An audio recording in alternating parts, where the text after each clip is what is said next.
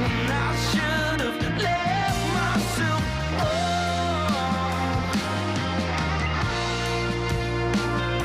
But I couldn't have, oh no, I couldn't have. I always open my gut when I shouldn't have, oh no, I shouldn't have.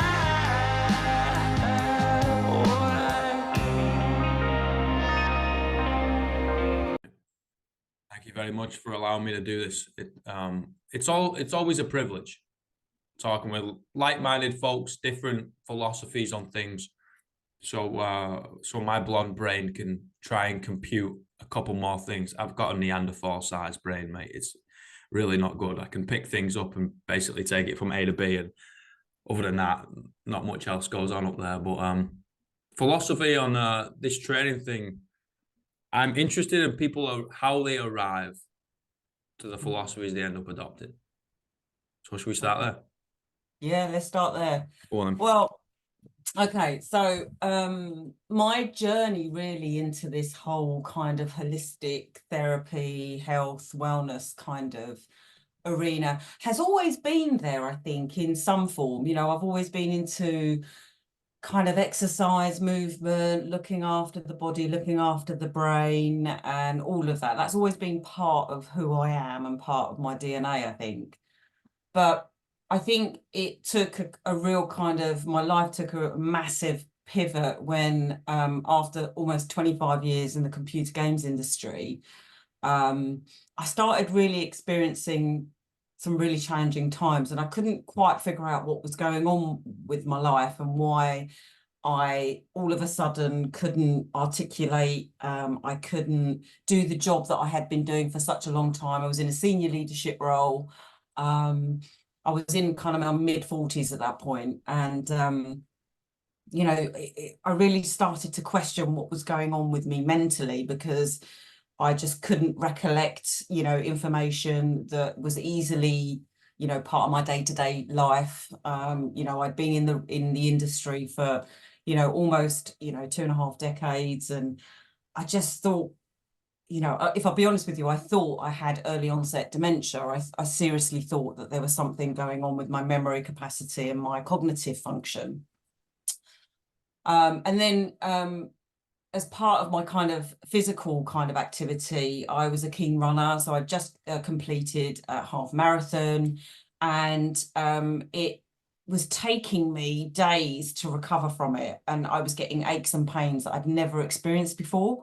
You know, recovery had never really taken me that long previously. So I was really, again, kind of all of these different things were manifesting in my body, and I couldn't quite understand what was at the root cause of it.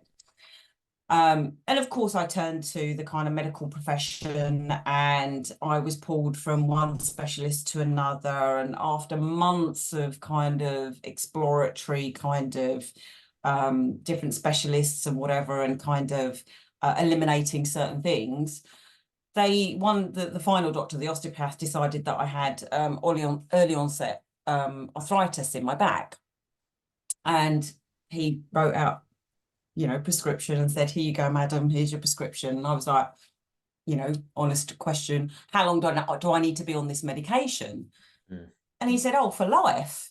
And I was like, what? Wow, I'm in my mid-40s. Why do I need to take a medication to fix this problem? Surely there's something else at the root cause of it. I've never suffered with this before. How can this just appear overnight, you know, seemingly? So I handed the prescription back and said, "Thank you very much, but I'm going to go away and I'm going to do my own little bit of research here and see what I can discover about my body to try and understand the root cause of what's going on here." So this is kind of where everything started to change.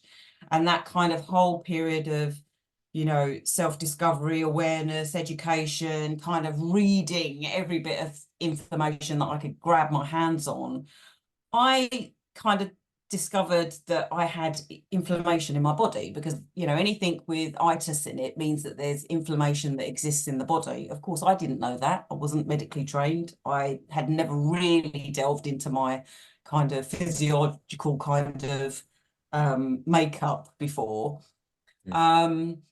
So I started an anti-inflammatory diet, and within weeks my pain had gone. My mind started to kind of become a bit clearer. There were still kind of other kind of symptoms that were manifesting. And then through just conversation with peers, friends, colleagues at the time, I thought, oh my gosh, I think I might be going through the perimenopause. And again, it was one of those subjects that nobody seemed to be talking about. It was something that certainly from, my upbringing and my background, I come from an Italian background. It wasn't something that we talked about. Certainly my mother never talked about sex. She never talked about, the change as it was referred to back then. It was just one of those silent things that women coped with and nobody talked about. So again, because of that, I then thought, okay, there's definitely a connection between that kind of whole person well-being and health. How I feel physically, how I feel mentally, how I feel emotionally, all of those things are definitely connected. So I then embarked on kind of, right, I want to be able to teach and impart some of my learnings onto other people, but I want to do it in a more kind of formal kind of capacity. So I embarked on a certification, a health and wellness certification. I qualified in that within a 6-month period, and then took a leap of faith and left my job and decided that this is what I wanted to do. And 3 years later, I have a healthy kind of book of corporate clients who actually are within the gaming industry, because not only now do I have that knowledge and experience of the health and wellness spectrum, I've got all of this experience of working within that sector, which of course, puts me front and center of being able to help individuals that may be struggling within the workplace, within that sector. And then I also decided to qualify as a menopause workplace trainer to then impart some of that knowledge of, what, guys, we should really be talking about this, because you guys are potentially losing an immense amount of talent, because usually women of our age group, I'm 50 this year, but we're usually in senior leadership roles. We have a wealth of experience. We have a wealth of kind of life experience. And, that's the sort of talent that we should be retaining and kind of attracting within the workspace. And I don't know if you know this, Alex, but in the UK, that's the fastest growing demographic within the workspace right now, women of menopausal age, so between 45 and 55. So, that's statistically, it backs up that thinking that we should be kind of protecting that workforce. So I go in now and I go into corporate environments and I do kind of manager and colleague training just to kind of shine the light and be the beacon of, we should be talking about these tricky subjects. And menopause is one of them. It's crazy how people have such an aversion to having a conversation about something that seems like a tricky subject. It's like, well, if you actually are just a little open about it and be like, hey, I know fuck all about this. And guess what? I got a cock and ball between my legs. I'm not going to know about it either. I'm not going to go through it. Teach me. There is so many people that would just be open to the conversation rather than be like, oh, it's a little hush hush. We should, maybe not talk about this. You said something really profound, mate, of women have to deal with it silently. Yeah. And it's like, well, it seems like ladies have to deal with something physically silent, and then they got the stereotype and the stigma of the dudes on the other side going on mentally. I was like, well, if we got to open up on that side, then we got to allow the same to happen on the other side. I'm like, well, okay, let's have this conversation. We might not know about it, all right? Well, ask a woman. They're probably going to know more about it than you will. Well, indeed. And and I think for me, Alex, the other thing is, coming from a very corporate background and all of my career has been spent in corporate life. I think, when we talk about, ED&I strategy, when we talk about well-being strategies within the workspace, for me, it's always felt a little bit piecemeal. It's always been kind of like a checkbox exercise, you know, so companies think that they're doing things to support their employees just by showing that they have mental health initiatives, or they have, you know, LGBTQ plus kind of initiatives, you know, and diversity initiatives. And, you know, and part of that is this kind of women's health strategy, which for me has always been, there's always been that gender gap, you know, when we talk about women's health. And, you know, if we think about the training that doctors get, you know, and this is something that I've discovered through my training and my education, up until this year, GPs or doctors did not have to have mandatory training in women's health. That's only become a requirement this year in 2024. The fuck?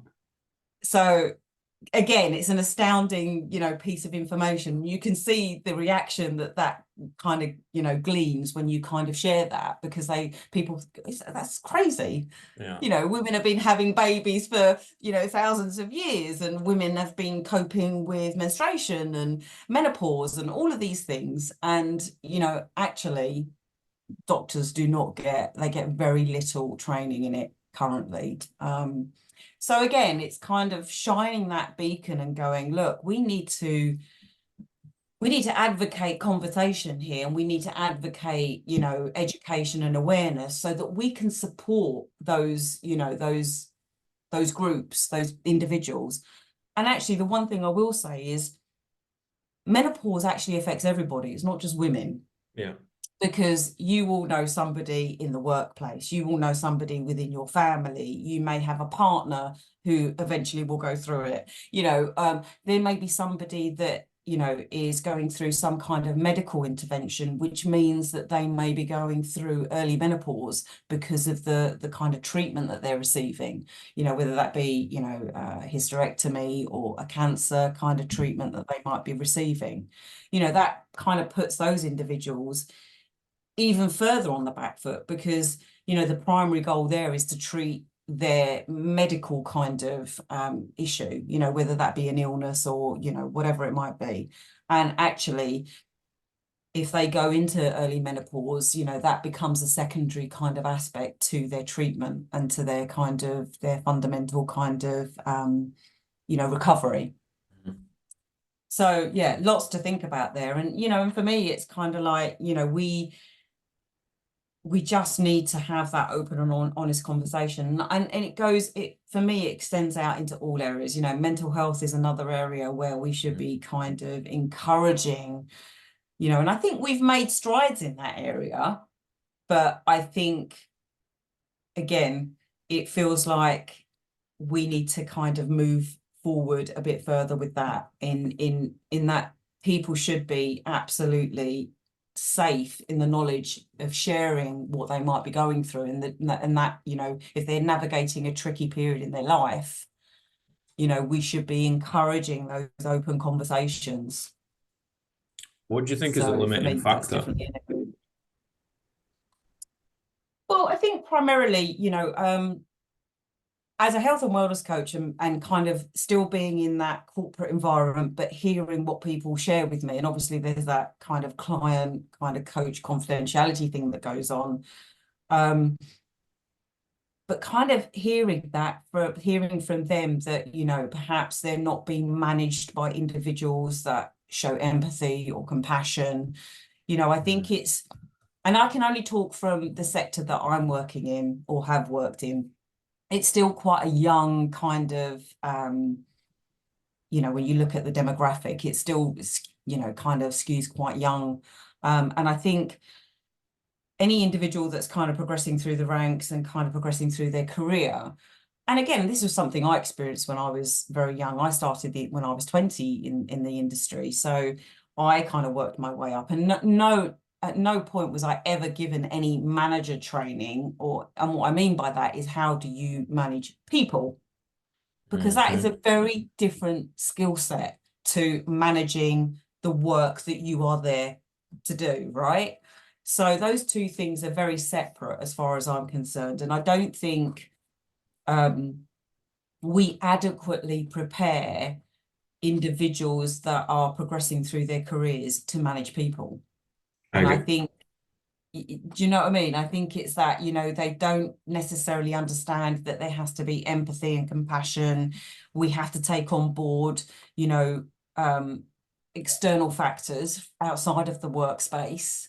And, you know, that can be really tricky, especially when we look at what life looks like right now. If we look through that lens and we go, my God, how much have we gone through just in the last 4 years? You know, we've gone through a pandemic, you know, we've gone through this whole kind of change in how we work, you know, whether that be hybrid, whether it be work from home. You know, we've gone through this, you know, cost of living crisis, you know, everything is just through the roof. So, you know, finances become, you know, a massive concern and worry for, you know, the younger generations, but for many generations, not just them specifically. So there are so many different factors that kind of contribute to, I think, you know, I think it's fair to say we've got an epidemic of kind of mental health crisis here. You know, I think so many people are suffering as a consequence because of all these kind of external factors. And, you know, I think when we look on the surface of it, a lot of the decline in our mental health, you can actually attribute that to kind of situational factors. And I think everything that I've just outlined has kind of contributed to that. And then also, I think, you know, primarily from a corporate, and you know, I'm very good at switching my hats. You know, when I think of it purely from a corporate perspective, ultimately it's a business, and therefore they are there to make money, and they are there to ensure that they have longevity in whatever kind of sector or, you know, service they're providing, right? And sometimes I think the senior management of organizations forget that actually their biggest commodity is their people. And by investing in their people, you naturally are kind of protecting your longevity and your success, right? Because you have those people that are committed, that are loyal, that are they want to work and they want the best for the organization. They want success, you know, because the company's success equals their success. So, you know, I think there's so many different factors that come into play, and you know, and I don't think it's an easy thing to kind of fit into a corporate environment. You know, I'm not sitting here with, you know, rose tinted glasses on going, well, you should all be doing this. And, you know, I absolutely get and understand that, you know, the business world is, you know, it's a tricky place to navigate, especially today, right?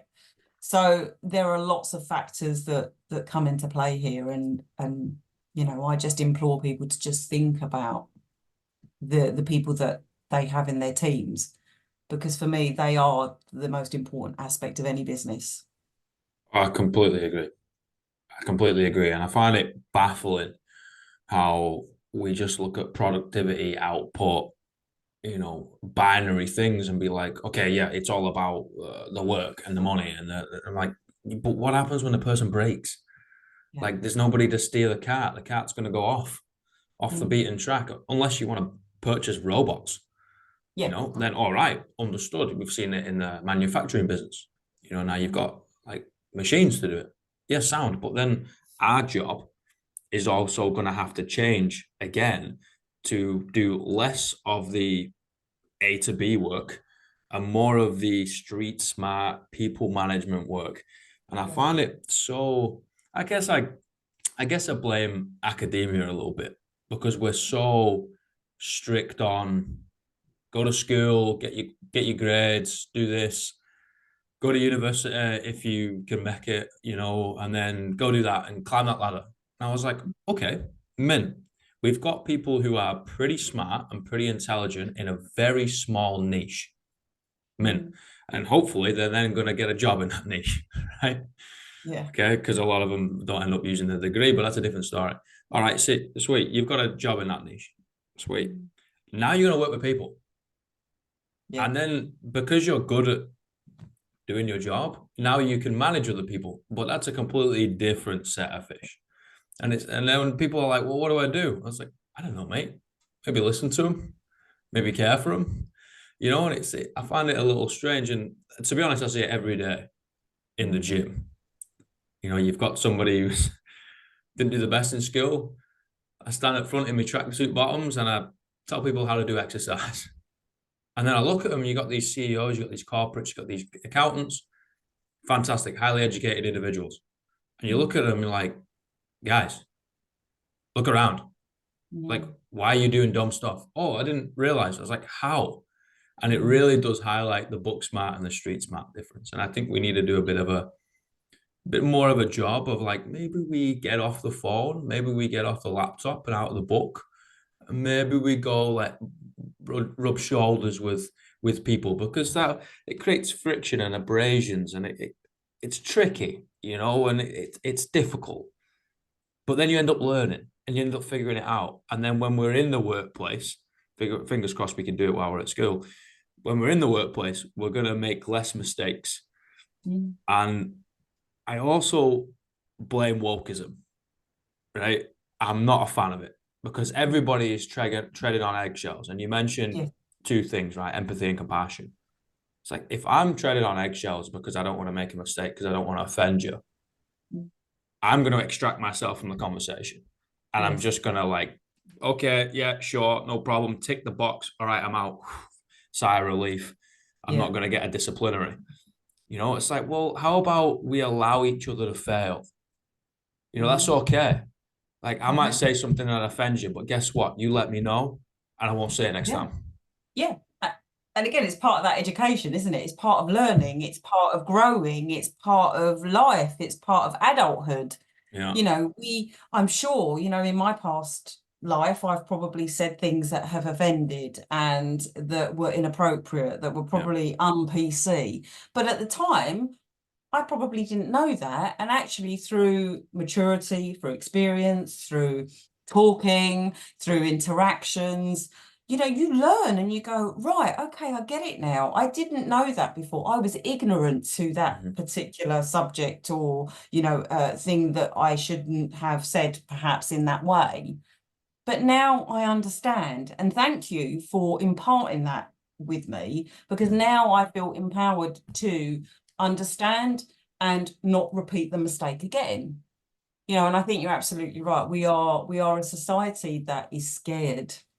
I think that is probably the right kind of adjective, is that people are scared to have uncomfortable conversations about uncomfortable subjects, because they're scared about doing the wrong thing and saying the wrong thing, which might lead to, like you said, that whole kind of disciplinary and whatever in the workspace, that is. And B, I think, you know, we're just kind of, I don't know. I can't kind of articulate what I'm trying to say. It's quite late here. It's all right. I'm sorry for keeping you up. No, it's fine. But yeah, I think that is the crux of it. We are definitely scared because we're worried about saying the wrong things or doing the wrong things. But actually, I think there's also apathy. I think some people just don't want to have those conversations because they just they don't want to engage in those subjects because they probably don't think they're important. They probably don't think that they affect that particular individual. So, you know, again, we have this, and I don't want to call it selfish, but I think it's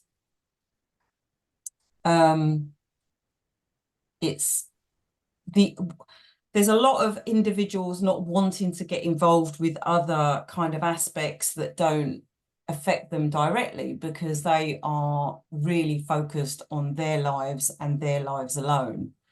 And, you know, getting involved with things that may never kind of touch them or certainly improve their kind of, you know, kind of outlook or whatever they're trying to achieve. They're just kind of almost washing their hands of that. Yeah, I can see that. And I could definitely imagine there is a significant number of blokes out there that would be like, why would I give a shit about, let's bring it back to menopause, for example, because, you know, now it's going to happen to me. And I find that fucking sad. But it's also, I think there's a hell of a lot of lads out there that would care and they just don't really know how to start the conversation. you know. And I do think people are scared to say anything, because the next thing you know, Mm. you're a racist, you're a sexist, you're a whatever. It's like the censorship comes on. It's like bloody propaganda, mate. You know, in school you learn about history and all that, where censorship, and you're like, okay, cool, the history book teach me this. I was like, you don't need the history book. You watch the media. Like, people get shut down. And it's like, mate, we're not gonna know, you know. And I think if the majority is allowed to make the mistake, I think more people, more than 50%, I think it will be a majority, actually would be interested and care and be like, actually, yeah, let's do this. I want to go to a workplace, even if it's in a bloody tin box, right? And I've got to sit at a cubicle and it's a little depressing. I was like, I would like to go to a place where I can look everybody in the eye and there's a little twinkle, because we care about one another just a little bit. Maybe if it's between the hours of 9 and 5, and then I don't give a fuck who you are outside of that. You just give a little bit more of a shit, rather than like, we're going to extract all the beautiful things about being alive, let's be honest, and then just trying to like self-medicate, over motivate, and highly caffeinate ourselves so we can just get this job done and keep the wheel spinning. I'm like, guys, what's going on? You know, Yeah. we can learn things, we can fail, and we can also care. Yeah, I agree. And you know, and as human beings, we are hardwired for connection. Yeah, for So sure. actually, you know, the workspace is one area of connection, right? We spend most of our life working, right? Most of our day is doing some form of kind of work. And, you know, and I think it's incredibly sad that we are unable to make those connections with the people that we spend the most time with. Because I think that's what's happening here. I think, you know, if we look at this, as I said before, this epidemic of mental health issues is because people aren't really connecting in a way that's meaningful. And, you know, and I think as I said, as a human, we are inherently hardwired to crave that. And there is something beautiful about creating new connections and new relationships, you know, whether that be, you know, romantic, you know, professional, you know, familial, whatever it might be. You know, we absolutely have to have that in our lives. And, you know, when I look at my philosophies behind my health and wellness practice, and it all comes down to, you know, there are lots of different pillars within the wellness spectrum that contribute to our overall wellness and well-being, you know, and for me, you know, relationships, connection, whatever you want to call it, is definitely up there with being one of the most important, you know. And then when we look at the others, there's things like, you know, your career, and you know how that impacts your life, because that's a big part of your life. And then, you know, things like finances, you know, because ultimately that can be, you know, can have a major impact on you, you know, emotionally, you know, spiritually, you know, whatever it might be. And then the other side for me, you know, is that whole, I've just said the words, spirituality, you know, and when I say that word, that sometimes scares people, and it's like, I'm not talking about, you know, kind of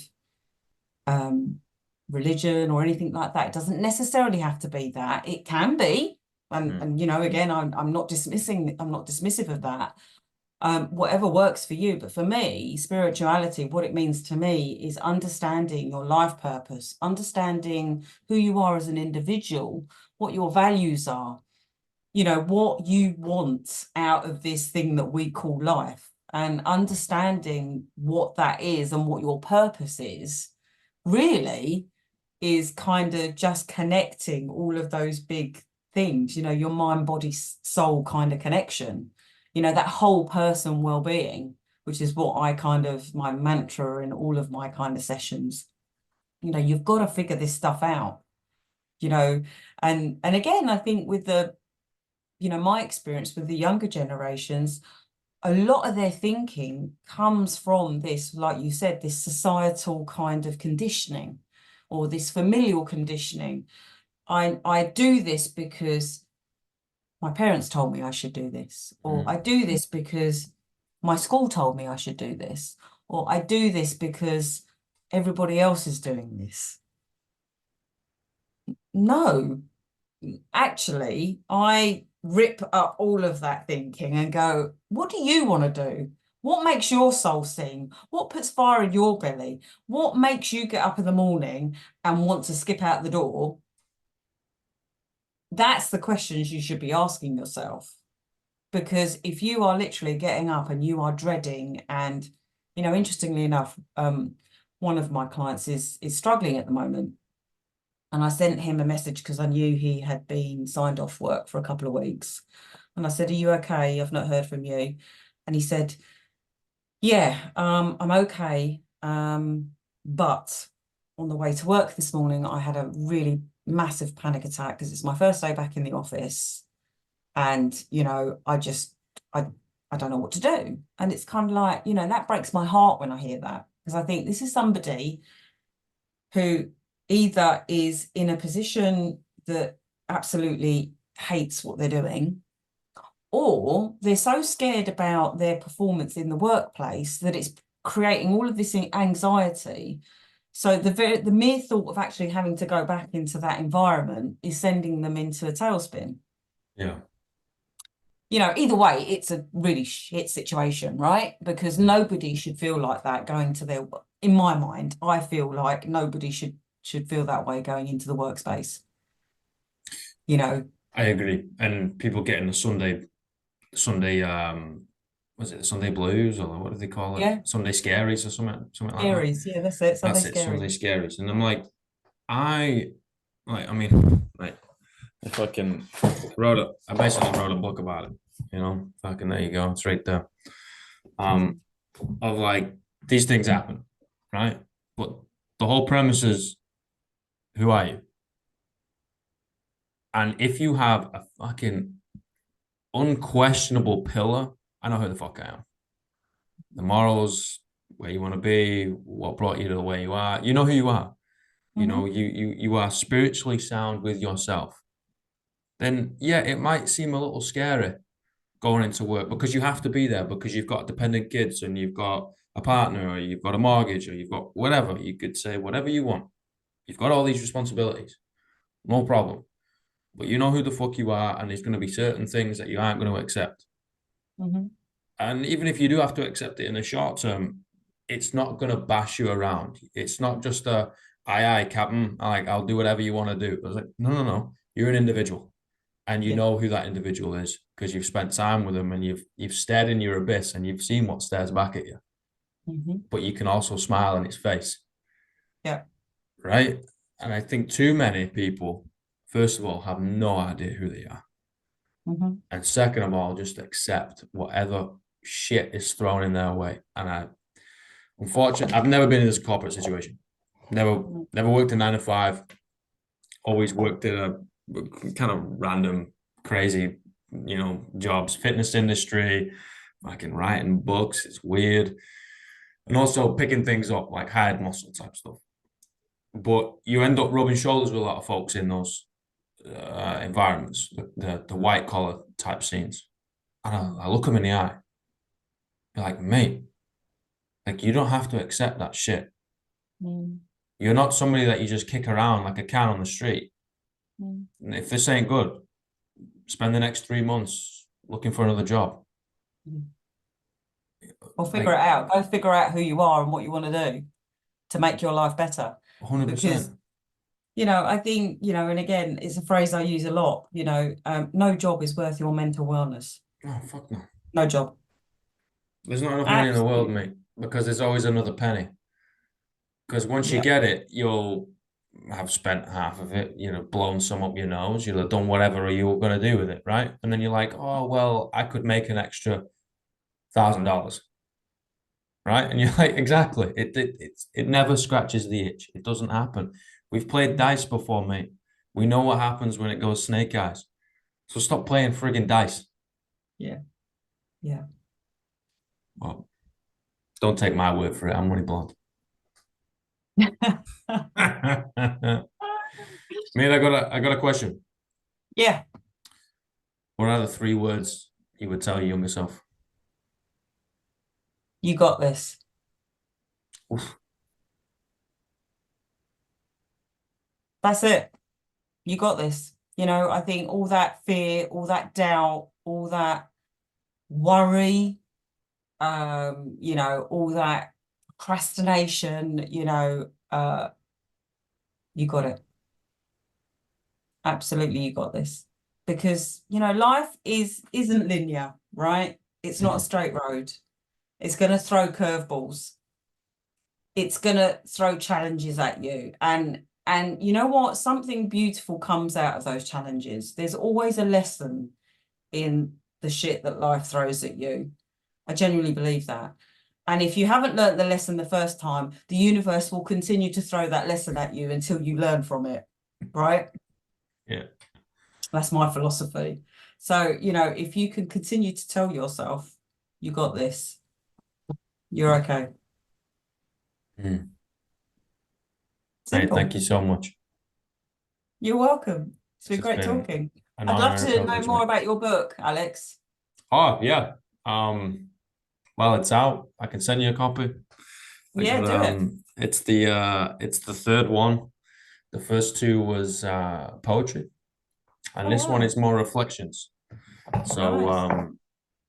yeah, like all three together is supposed to symbolize a character arc. So the first Okay. one is a little bit of a punch in the face, trauma, I guess, traumatic event, something that you came out of, the Mm. cave that we all kind of crawled out of. The second one is usually what happens after that is you go through a bit of turmoil and you hit the bottom of the pit and you get real depressed or you get real anxious or you go through some things. And then the last one is the perspective gained from staring in your abyss. Mm. Right. And I think we need to spend more time in that, you know, introspection, figuring out who we are, just staring at that fucking guy in the mirror that keeps on staring into my eyes. I was like, yeah, you'll figure out who you are. And it's the perspective gain from that. And it's yeah, I guess a little reflections, a little musings. Cool. Well, I'd yeah, love to read them. So thank you very much. send over the links. I will do indeed. Thank you. Cool. And thank you for staying up. I know it's late. Oh, you're welcome. It's fine. I really enjoyed that. And yeah, let us know.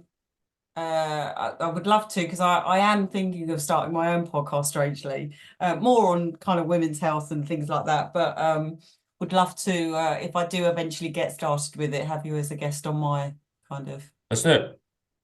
cool. I'll stay up late Good. next time. Excellent. All right, mate. You have a cracking evening and we'll speak soon. All right. Thanks, Alex. Take Legend, care. mate. Bye, everybody.